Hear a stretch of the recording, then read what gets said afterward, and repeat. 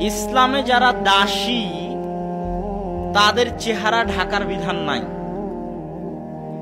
তো কোন দাসী যখন চেহারা ঢেকে বের হতো তখন ওমর রাদিয়াল্লাহু তাআলা আনহু চেহারা খুলে চলতে বলতেন দাসীদেরকে।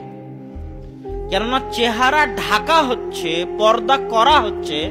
কেউ যদি চেহারা ঢেকে পর্দা করে যায় তাহলে বুঝতে হবে উঁচু বংশের, স্বাধীন বংশের, সম্ভ্রান্ত বংশের সম্মানিতা, রানীর মতো সম্মানিতা একটা নারী যাচ্ছে। আর চেহারা খুলে যাচ্ছে মানে ৩ নম্বর শ্রেণীর বেন্নের সন্তান, অসভ্যর সন্তান, নিম্ন শ্রেণীর বংশের, যার সম্মান নাই, মর্যাদা নাই, যে নিজেকে দাসী হিসেবে প্রমাণ করতে চায়, যে নিজের চেহারা বিক্রি করতে চায়, বাজারে বিক্রি হতে চায়, সে অসভ্য ৩ নম্বর শ্রেণীর বেন্নের সন্তান হেঁটে যাচ্ছে পর্দাবিহীন ভাবে। এটা বুঝতে হবে, এটা অনুভব করতে পারলে শিখতে পারবে।